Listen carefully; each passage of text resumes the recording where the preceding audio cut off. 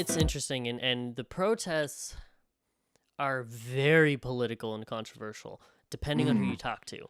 Sure. Um,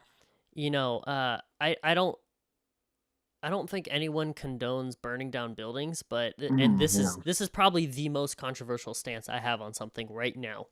Okay. Um, what I'm about to say. Okay. Who knows? I might get canceled for this, but it's okay. Oh, go for it. Go Um, for it.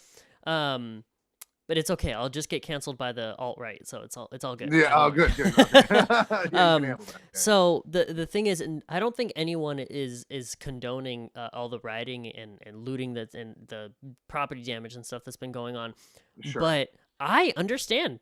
I understand why. I get it. Like Mm. people are so this is not a new issue, and people are just so sick and tired of it. And what's interesting is the point of view with these protests that turn into riots is people are saying like, oh, your whole movement is trash because all it did was lead to property damage. And then those people are basically saying, whether they mean it or not, because you can say something and people interpret it one way, and you can say something and mean something completely different. But what you're basically saying is you care more about property damage than you care about the lives of people, which Right. is Yeah. such. And I don't think that everyone who's been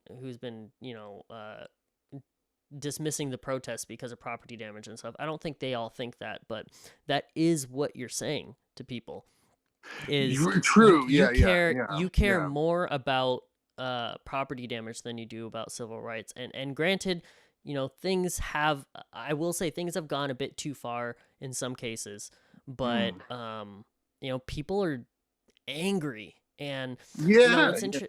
what's Go ahead. interesting is a lot of people are kind of sorry, I did a podcast about these protests and the whole movement not too long ago with Okay. a brilliant young mind who goes to MHS, Mhm. and just I have a lot to say about all these protests and stuff. Oh, yeah. Um, Yeah. but the actual organization Black Lives Matter, you can there's probably some sketchy stuff going on with the official like nonprofit organization. Sure. Sure. But the movement is, in my opinion, is something very different than the organization. Oh, agreed. And there's Because different, there's a handful of ways to define it. I mean, there's the words themselves, and there's an yeah, organizational. There might be, is there more than one organization? I can't even keep track. Like, and there's different alignments depending on where where you're positioned within the organization or which aspect of it you're a part of. But in terms of, I'm aligned to you completely in terms of the central ethos of it. Number one. Number two, most of the protests were nonviolent. I mean, the rioting was, I think, 5 to 7% of all of it. And number three, like what you're saying about, not to be cavalier about rioting or anything like that, but what you're saying about the juxtaposition between being more concerned about property versus human life is also part of what's motivating some of the rioting. Not to say that it's necessarily dignified, but it's also that is part of the point.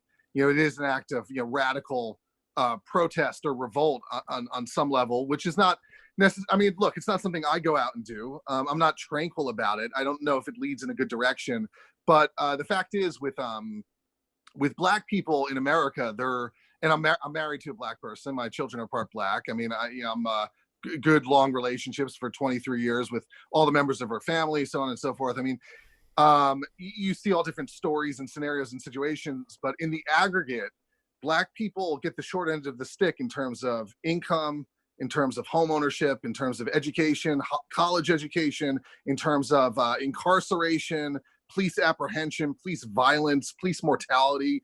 I mean, just in proportion to, I think they're what, 14% of the U.S. population, and hmm they're disproportionately hammered across all these measuring sticks of of a comfortable life in America. As white guys, when we get pulled over, it's stressful enough, but we don't have to worry that we might not live. I mean, yeah, a lot of white people get killed by the cops, and because most people are white. I mean, so I think yeah, statistically, the majority of people that are killed by police officers are white, but in the Black community, it's disproportionately so. And I yeah, read a yeah. book, a really interesting fact in terms of how this all came to be. Like, there's a book I read. I think the author's name was Shane Bauer. It's called American Prison, and it hmm just states very starkly, when slavery ended, a lot of industries took a huge hit because their labor infrastructure was shattered. So as a result, they had to take a look at the new laws, and the new laws said you can only enslave people, you can only incarcerate people, and have them do free labor if they're guilty of a crime. So who was the Yeah. pool of Americans that was easiest to pin crimes on, or just accused of crimes or whatever, were black people, and it continues to this day. It wasn't terribly long ago. Slavery was like half a dozen generations ago. So Yeah. it's like, so you're talking about like people's great grandparents, etc. So all that gets passed down. A lot of descendants of slaves, I absolutely, as a Jewish person, believe trauma is passed down. Like, I think these things are legitimate. And the problem is, like, since before you and I were born, like, and I was born before you, I was born in 1978. There's been, for black people, if you look at their wages, they've been stagnant since the day I was born, since like 5 years before I was born. For decades, there's no wage growth among the black communities. So that means not only have Republicans not helped them, but Democrats haven't helped them. Nobody has helped them.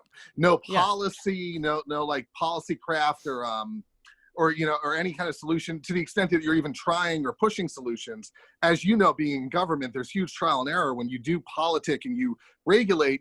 Most of the time it's going to be bureaucratic inefficiency. But I'm on the left because I think it's worth trying. So I mean, but we have not given any alleviation to them. So when you say they're angry, it is rightfully so. It is rightfully so. I mean, the way they have to live in this country, it's like an inhospitable environment.